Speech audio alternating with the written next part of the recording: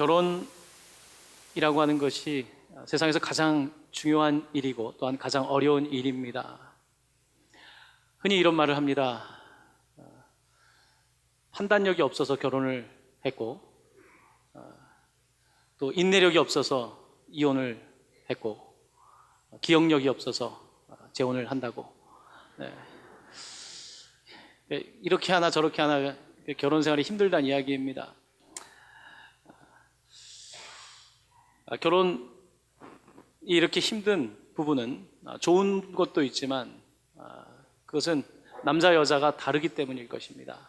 다른 사람이 만나서 함께 살기 때문에 다툼이 있습니다. 나와 무관한 사람과는 싸우지 않습니다.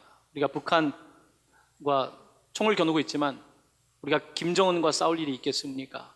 하지만 늘 마주치는 남편과 아내는 사랑하지만 같이 살고 있기 때문에 불가피하게 다툼이 일어나기도 합니다. 신혼기에는 서로 맞추기 위해서 싸웁니다.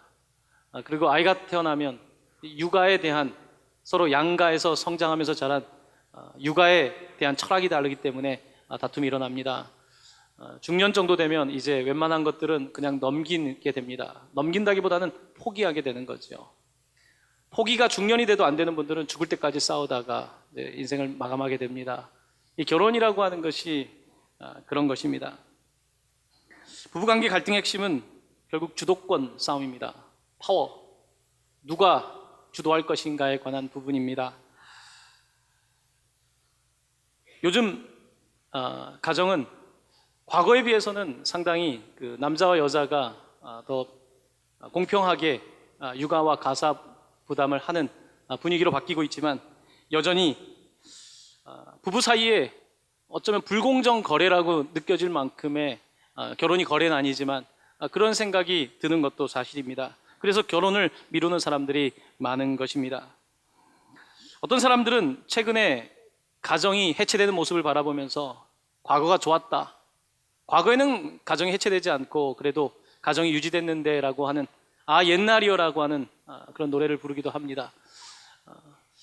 하지만 잘 생각해 보면 과거에 가정들이 해체되지 않았던 이유는 어머니들의 희생이었습니다. 결국은 가정을 지키기 위한 희생에 의해서 가정이 지켜진 것을 보게 됩니다. 하지만 이 시대를 살아가면서 여성들에게만 희생을 강요하거나 어머니에게 희생을 강요하는 것은 공정한 방법은 아닙니다. 이 시대를 살아가면서 우리는 가정에 대해서 다시 생각하게 되는데 어머니에게 희생을 강요하거나 여성에게 희생을 강요하는 결혼이 아닌 남성에게 그렇다고 해서 짐을 부과하는 결혼이 아닌 어떻게 하면 성경적 원리 가운데에서 함께 짐을 지는 결혼을 할 수 있을까? 그와 같은 입장에서 오늘 본문을 함께 살펴보려고 합니다. 특별히 오늘 이 에베소서 5장에 있는 말씀은 제가 미국에 있을 때에는 특별히 여성들이 아주 싫어하는 본문이었습니다. 네. 여성들은 이 본문을 굉장히 싫어합니다. 특별히 젊은 여성들은 무척 싫어합니다. 여러분 5장 22절 이 한 구절만 떼어놓고 한번 보면 왜 여성들이 이 구절을 싫어하는지 이해가 될 겁니다. 우리 한번 화면을 보면서 한 목소리로 같이 봉독하겠습니다. 아내들이여 자기 남편에게 복종하기를 주께 하듯 하라. 자, 이 구절만 딱 떼놓고 생각해 보십시오. 앞뒤 문맥 다 빼고 아내들이여 자기 남편에게 복종하기를 주께 하듯 하라. 남자들에겐 좋은 구절일지 모르지만 여성들에게는 상당히 불편한 구절입니다. 특별히 이 구절이 이 본문 말씀이 여성들에게 불편한 이유는 혹여나 이 본문을 통해서 남성의 우월성을 보여주는 게 아닌가라고 하는 불편함을 갖고 있는 것입니다. 남성 우월주의, 그러니까 팽배했던 문화 가운데에서 여성들은 오늘 이 본문을 읽으면서 불편했던 것입니다. 나도 하나님의 사랑을 받은 자녀인데 나도 우리 집에서 귀하게 자란 딸인데 라는 생각을 하면서 이 본문을 읽을 때에 사실 불편한 마음을 가질 수 있다는 말씀입니다. 하나님께서는 사람의 우열을 가리시는 분이 아닙니다. 남성이 우월하지 않습니다. 여성보다 우월하다고 말할 수 없습니다. 백인이 흑인이나 황인종보다 우월하지 않습니다. 성별 아니면 인종 아니면 신분을 가지고서 사람의 우열을 정하는 것은 하나님의 방법은 아닙니다. 남자가 우월하기 때문에 여성에게 남성에게 복종하라고 말씀하고 있는 것이 절대로 아닙니다. 어떤 사람들은 성경을 가지고서 백인 우월주의를 내세우기도 합니다. 성경을 그런 식으로 읽는 것은 굉장히 자의적이고 위험한 해석에 이르게 되는 것을 보게 됩니다.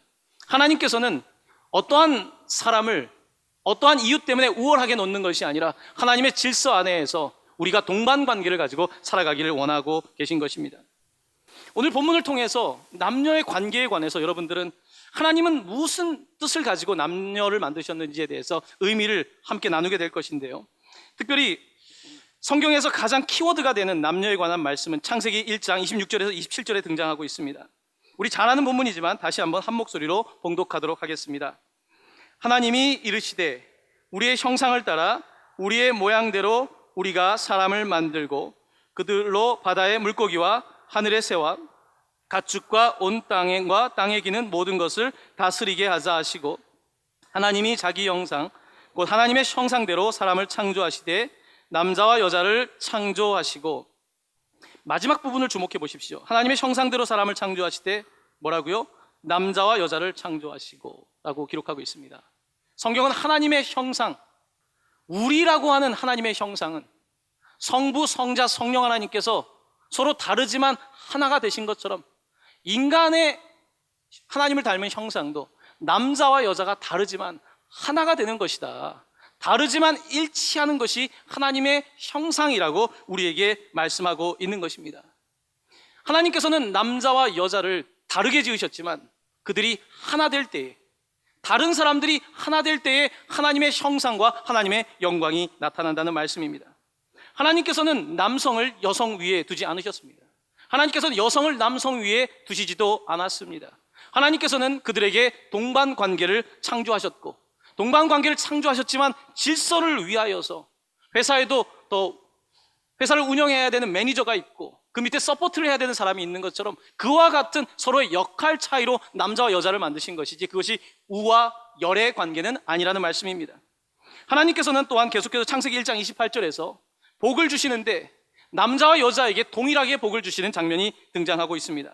우리 화면을 보면서 또 한 번 한 목소리로 봉독합니다. 하나님이 그들에게 복을 주시며 하나님이 그들에게 이르시되 생육하고 번성하여 땅에 충만하라. 땅을 정복하라. 바다의 물고기와 하늘의 새와 땅에 움직이는 모든 생물을 다스리라 하시니라. 하나님께서 누구에게 복을 주셨냐면 그들에게 복을 주셨다는 것입니다. 하나님의 형상대로 남자 여자를 만드시고 그들에게 복수형으로 복을 주셨다고 말씀하고 있는 것입니다.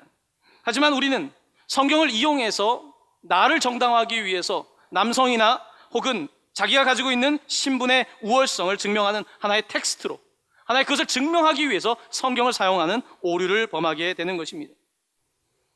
하나님께서는 이렇게 남녀를 동반관계로 창조하셨는데 성경을 보면 죄가 세상에 들어오고 나서 이제 남성이 여성을 지배하는 구도로 넘어가게 되는 것을 우리는 창세기를 통해서 발견하게 됩니다.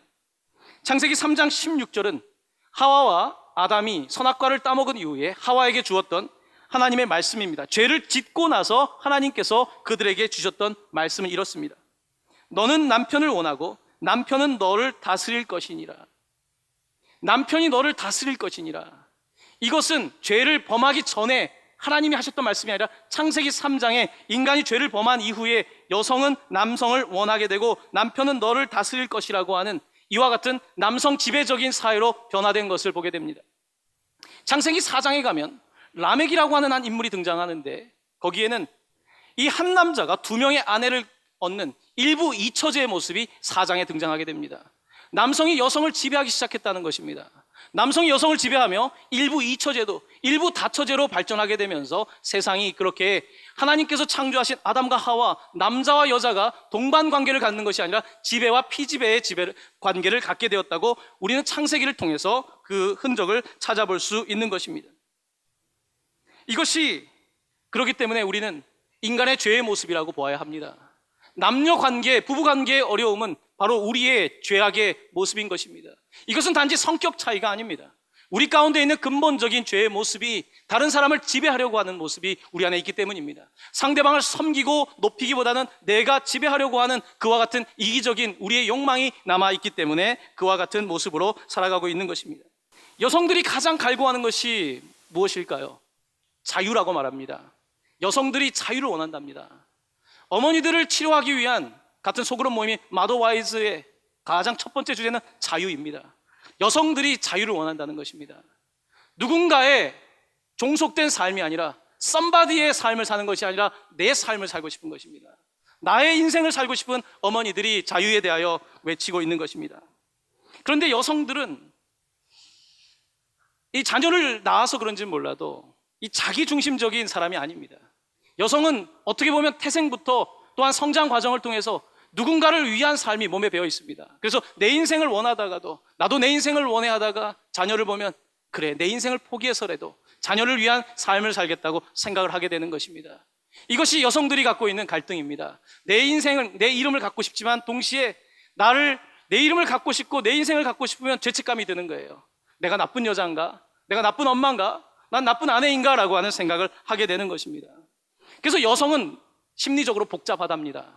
죄책감도 있고 자유도 누리고 싶은 이 두 가지의 양극이 여성들을 끌어당기면서 여성들이 흔히 우울증이라고 하는 질환에 남성보다 더 많이 빠져드는 것을 보게 되는 것입니다. 여성들에게 자유가 필요합니다. 어머니의 인생을 이렇게 비교합니다. 24시간 틀어있는 라디오 같다. 육아를 하신 어머니들은 이해하실 겁니다. 아이를 낳고 나면 24시간 라디오를 킨 것처럼 한시도 내 삶을 살아갈 수 없는 그와 같은 인생을 경험하는 엄마의 삶을 살아가면서 숨 쉴 겨를이 없고 숨이 꽉 차 올라오는 것을 느낄 때에 어디론가 도망가고 싶은 것입니다. 여기에 있는 여성들 중에도 도망가고 싶은데 지금 참고 있는 분들이 많이 있습니다. 제 아내도 가끔은, 자주는 아닙니다, 가끔은 날아가고 싶다고 말합니다. 그럼 날아가라 그러면 못 날아갑니다. 왜 그렇습니까? 아이를 돌봐줘야지 날아가죠. 아이를 안 돌봐주면 날아갈 데가 없지 않습니까? 이것이 바로 여성의 삶입니다.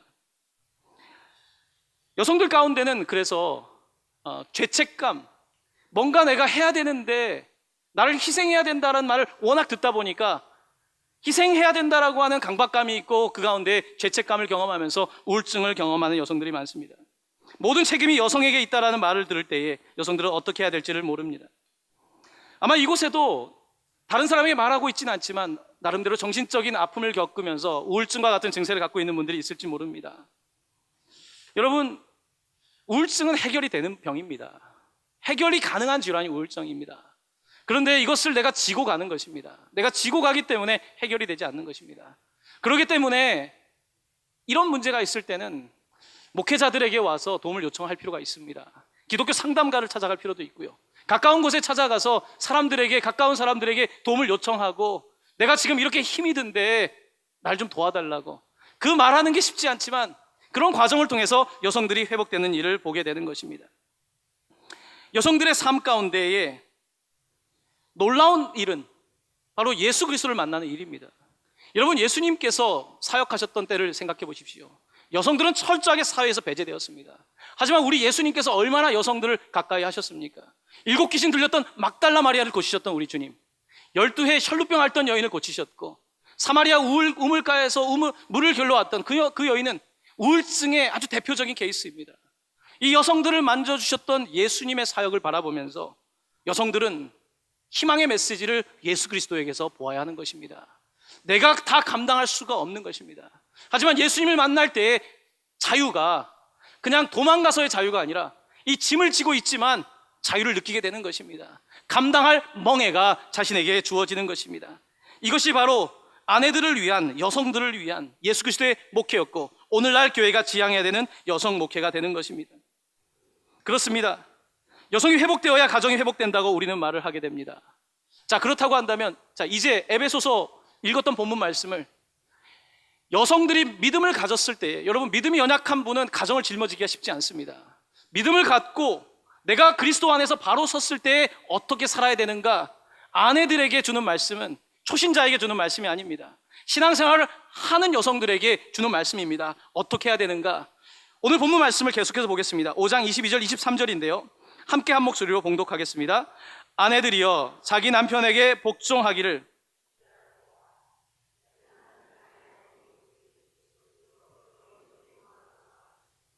그가 바로 몸의 구주시니라. 아멘. 복종한다는 것은 이 지배와 피지배 구조에서는 내가 힘이 없기 때문에 복종하는 것입니다. 내 의지와 상관없이 내가 서바이벌 하기 위해서 복종하는 것입니다. 하지만 오늘 본문의 말씀은 그와 같은 복종을 말하는 것이 아닙니다. 이 에베소서가 쓰여졌던 당시의 로마 상황에서는 이 지배와 피지배의 구조였습니다. 여성들이 노예처럼 남편을 섬기는 문화권이었단 말씀입니다. 그런데 당시의 교회는 혁신적이었습니다. 교회 안에 여자 집사가 섰던 사실을 아십니까? 교회 안에서 성경을 가르치는 여성들도 있었고, 초대교회의 모습은 여성의 권리가 어떠한 당시의 사회보다 높았던 것을 보게 됩니다. 그와 같은 교회 안에 있는 여성들에게 오늘 에베소서는 권고합니다. 여성이 이렇게 권위가 생긴 겁니다. 우리 시대로 생각하지 마시고 그 시대로. 이렇게 여성의 권리가 있고 예수 그리스도를 만남으로 말미암아 회복의 역사가 있었던 여성들에게 권하는 것입니다.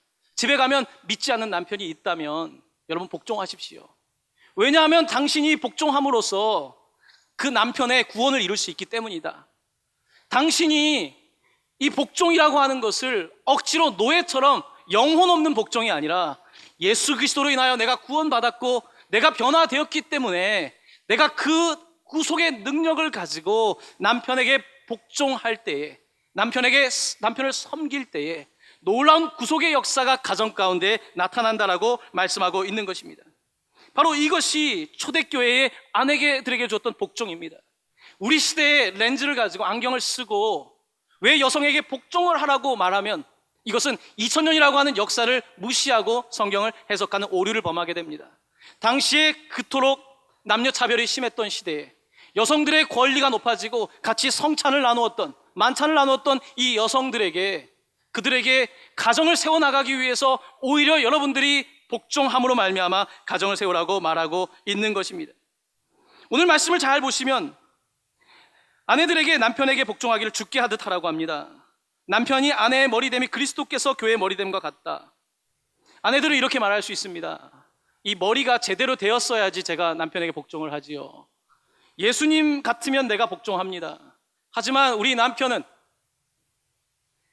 고집이 센 아주 단단한 머리를 가지고 있습니다. 우리 남편은 집안도 제대로 책임지지 못하는 생각이 없습니다 라고 말할 수 있습니다. 그렇지 않습니까? 여성이 남성보다 더 뛰어난 가정들이 한두 곳입니까? 그럼에도 불구하고 오늘 말씀은 우리에게 뭘 말합니까? 머리라고 하는 것, 이것이 다는 아니지 않습니까? 남편이 머리라는 것을 인정하고 그를 서포트 해주라는 것입니다. 남편이 주님은 아닙니다. 오늘 본문은 뭐라고 합니까? 주께 하듯 하라는 것입니다. 남편 주님 아니에요. 남편은 온전한 사람이 아닙니다. 남편 불완전한 사람입니다. 남편도 연약한 사람입니다. 하지만 주께 하듯 하는 것이 남편에게 복이 될 뿐만 아니라 아내에게도 복이 되고 가정을 세우는 원리라고 말씀하고 있는 것입니다. 이상형을 만났기 때문에 복종하는 것이 아닙니다. 남편이 위대하기 때문에 복종하는 것이 아닙니다. 머리가 빠져도 배가 나와도 그 사람의 하나님께서 주신 사람이기 때문에, 나의 반쪽이기 때문에 내가 그에게 섬김과 복종을 하게 되는 것입니다. 바로 이것이 성경의 원리입니다. 하지만 이 시대는 자기중심적인 시대를 살아가고 있기 때문에 복종하려고 하지 않습니다. 권리를 이야기합니다. 자유를 말하기만 하지, 그러므로 말미암아 가정들이 세워질 수가 없는 것입니다. 여성들에게만 강요하는 말씀도 아니며 남성들에게만 강요하는 것도 아니고 피차간에 복종하라고 하는, 그리스도를 경외함으로 피차간에 복종하라는 그 예수 그리스도의 말씀을 실천하지 못하고 있는 지극히 자기중심적인 우리 시대의 죄가 담겨 있는 것입니다. 여러분, 복종은 위대합니다. 예수 그리스도의 복종을 기억하십니까? 예수 그리스도께서 하나님께 복종함으로 말미암아 그가 십자가를 지십니다. 사랑의 끝은 십자가일 수 있습니다. 여러분, 사랑의 끝은 대단한 낭만이 아니라 사랑의 끝은 십자가일 수 있습니다.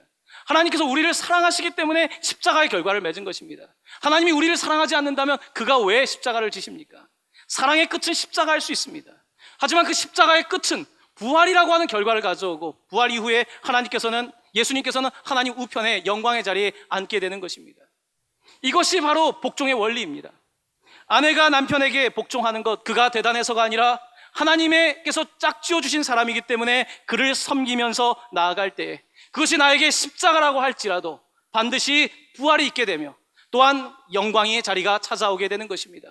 아내는 남편의 영광의 면류관입니다. 이것이 성경의 원리인데 많은 사람들은 이와 같은 원리를 무시하며 나 스스로가 영광스러운 자리에 가려고 하는 것입니다. 성경은 우리에게 오히려 복종할 때, 낮출 때에 오히려 영광스러운 자리에 간다는 것입니다.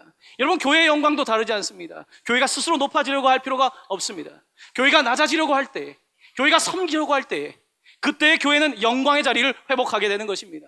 아내들이 더 섬기려고 할 때에 그때의 영광의 자리가 나타나는 것입니다. 남편들이 아내에게 남성 우월주의적인 그런 가부장적인 생각이 아니라 오히려 아내를 높여주고 아내를 사랑할 때에 남편도 영광의 자리에 가게 된다는 말씀입니다. 이럼에도 불구하고 우리는 오늘 이 말씀을 들으면서 지나치게 우리가 죄인이기 때문에 나 중심적으로, 남자는 남자대로, 여자는 여자대로 자의적으로 들을 뿐 이것을 하나님의 음성으로 듣지 못하고 있는 영적인 어두운 상태를 경험하고 있다는 말씀입니다. 하나님께서는 우리에게 분명히 남자와 여자라고 하는 서로 다르지만 일치의 하나님의 형상을 주셨고, 우리는 그 형상을 따라서 그것을 계속해서 만들어가는 인생을 살아가야 된다는 말씀입니다. 오늘 말씀을 여러분 이해하면서, 오늘 말씀은 아내들에게 주신 말씀입니다. 이 본문의 말씀을 가지고 남편이 아내에게 설교하면 안 됩니다. 설교자에게 들었으면 됩니다. 하나님 음성 들으면 됩니다. 집에 가서 아내들에게 복종하라고 그 말을 하지 마십시오. 이거는 교회에서 들으면 끝나는 이야기지, 남편은 다음 주에 여러분이 들을 말이 있습니다. 사랑하라는 말을 들으면 돼요. 아내는 아내에게 주신 말씀을 들으면 되고, 남편은 남편에게 주신 말씀을 들으면 되지, 서로 남편은 설교 듣고 나서 아내에게 복종하라고 하고, 아내는 어떻습니까? 집에 가서 날 사랑해주면 복종할게, 끊임없는 이와 같은 순환 논리 안에 있으면 더 이상 가정이 세워질 수 없다는 말씀입니다. 여러분 결혼 몇 주년이십니까? 저는 이제 15주년을 맞이합니다. 얼마 전에 우리 교회 원로 장로님이신 김기동 장로님, 이양봉 원사님께서 결혼 60주년을 맞이했습니다. 참 부럽더라고요.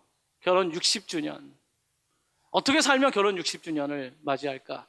앞으로 45년을 헤어지지 않고 건강하게 살아야지. 거의 90이 다 돼갈 텐데. 저는 오히려 욕심이 났습니다. 나는 꼭 결혼 70주년을 살리라. 네. 여러분, 하나님께서 짝지어주신 옆에 있는 사람은 결국은 납니다. 똑같은 재료에서, 갈비뼈에서 온 반쪽입니다. 같은 원재료를 가지고 있는 한 몸인 것입니다. 하지만 상대방을 하나의 몸으로 보지 못하는 것은 우리 안에 있는 이기심과 섬기려 하지 못하고 내가 지배하려고 있는 죄의 결과 때문에 그런 것입니다. 어떤 랍비는 결혼의 어려움에 관해서 하나님에게 이 짝을 지어준다는 것이 어떤 의미인가? 여러분, 하나님께서 짝 지어주셨으니 나눌 수 없다고 하지 않습니까? 하나님께서 짝 지어줬다는 의미를 어떤 랍비는 이렇게 해석을 합니다. 결혼에 짝을 지어주는 것은 하나님에게는 홍해를 가르는 것보다도 더 어려운 일이라고. 이것이 탈무드에 나오는 가르침입니다. 홍해의 기적만이 어려운 것이 아니라 이 남자와 여자가 만나서 함께 살아갈 수 있도록 짝지어지는 것이 그와 같이 놀라운 기적이라는 말씀입니다. 여러분 옆에 있는 사람은 기적의 증인입니다. 아직까지 헤어지지 않고 잘 살고 있습니까? 잘 감내하시길 바랍니다. 네. 혹시 헤어지셨습니까? 다시 만날 기회가 있습니다. 다시 기회가 있습니다. 여러분, 사람은요, 이 심리학적 연구에 의하면 그렇습니다. 사람은 어릴 때는 엄마가 절대적으로 필요한 것처럼요, 남자든 여자든 평생 한 사람이 필요하답니다. 남자에게 많은 여자가 필요한 게 아닙니다. 여자에게 많은 여자가 필요한 게 아니라 한 남자와 한 여자가 필요한 것입니다. 사람에게 많은 어머니가 필요한 것이 아닌 것과 마찬가지입니다. 하나의 어머니면 충분하고, 하나의 남편이면, 하나의 아내이면 충분하고, 하나의 하나님이시면 충분한 것입니다. 이것이 성경의 귀한 원리임에도 불구하고 우리의 죄 때문에 이 하나를 놓치고 살아가는 우리의 어리석음들을 바라보면서, 사랑하는 아내 여러분, 남편을 김을 터뜨리지 마시고 잘 세워주실 수 있기를 바랍니다. 남편들도 좀 김을 이렇게 너무 잘 찢어지는 김 말고 좀 잘 관리하셔서 웬만하면 좀 안 찢어지는 그런 김들이 되었으면 좋겠습니다. 여러분의 가정에 하나님의 은혜가 함께 하시기를 예수님의 이름으로 간절히 축원합니다.